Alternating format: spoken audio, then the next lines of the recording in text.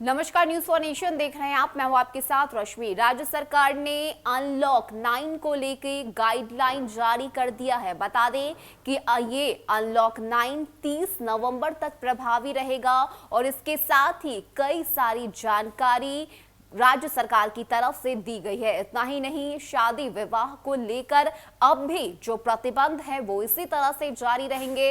इतना ही नहीं, शादी से 3 दिन पहले थाने में सूचना देनी पड़ेगी और इसके साथ ही बैंड बाजे पर भी रोक रहेगा। यानी कि जहां एक तरफ बिहार धीरे धीरे अनलॉक की तरफ पूरी तरह से बढ़ चुका था, लोगों को राहत जो है वो दी जा रही थी, तो इस सब के बीच अब एक बार फिर से शादी विवाह को लेकर कई सारे रोक जो है वो राज्य सरकार की तरफ से लगाए गए हैं। और यही वजह है कि शादी विवाह को लेकर अब ये स्पष्ट कर दिया गया है कि शादी की तारीख से 3 दिन पहले थाने में सूचना तो देनी ही होगी। साथ ही साथ शादी विवाह में बैंड बाजे पर भी रोक लगाई गई है। बता दें कि ये अनलॉक 9 30 नवंबर तक इसी तरह से प्रभावित रहेगा। ऐसे में क्या कुछ कहना है राज्य सरकार का, किस तरह के गाइडलाइंस अनलॉक 9 को लेकर जारी किए गए हैं, इसको लेकर आपको पूरी जानकारी देते हैं। राज्य सरकार ने कोरोना संक्रमण से बचाव के लिए नया गाइडलाइन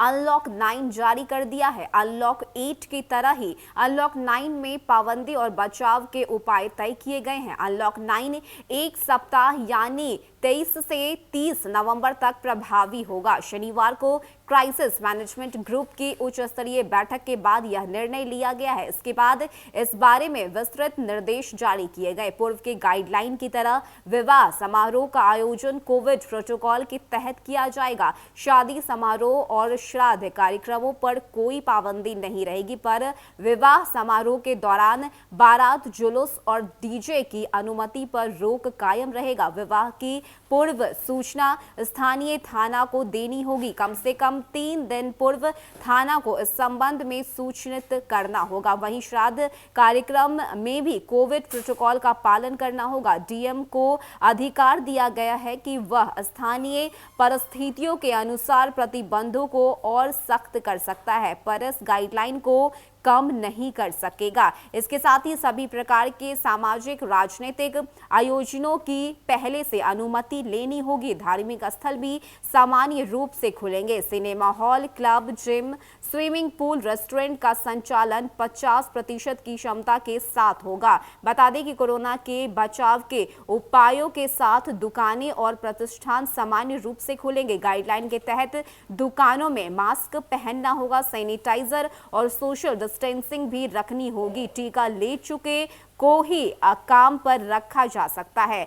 गाइडलाइन के तहत सभी वीवी कॉलेज एवं तकनीकी शिक्षण संस्थान, विद्यालय सामान्य रूप से खुलेंगे। आंगनबाड़ी केंद्र और प्री स्कूल भी चलेगी। ऑनलाइन माध्यम से शिक्षण की व्यवस्था का विकल्प उपलब्ध रहेगा। कोचिंग भी खुलेंगे। तो ये तमाम तरह की जो गाइडलाइन है वो राज्य सरकार की तरफ से जारी किए गए हैं, जिसमें खास तौर से शादी विवाह को लेकर जो है अब भी प्रशासन जो है वो सख्त है। और यही वजह है कि बैंड बाजे की अनुमति आपको थाने से ही मिलेगी। यानी कि अगर आप भी शादी विवाह जैसे जो है कार्यक्रम करने वाले हैं और आगे आपके भी घर में शादी होने वाली है, तो आपको शादी की तारीख से 3 दिन पहले ही थाने में इस बात की सूचना देनी होगी और बैंड बाजे के लिए भी अनुमति लेनी होगी, क्योंकि ये जो गाइडलाइन है वो राज्य सरकार की तरफ से एक बार फिर से जारी कर दिए गए हैं, जो 30 नवंबर तक इसी तरह से प्रभावित रहेगा। खासकर जिस तरह से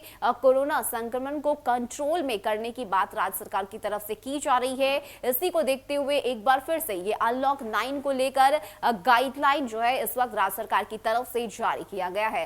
फिलहाल इतना ही। ज्यादा अपडेट के लिए आप बने रहिए न्यूज फॉर नेशन के साथ। नमस्कार।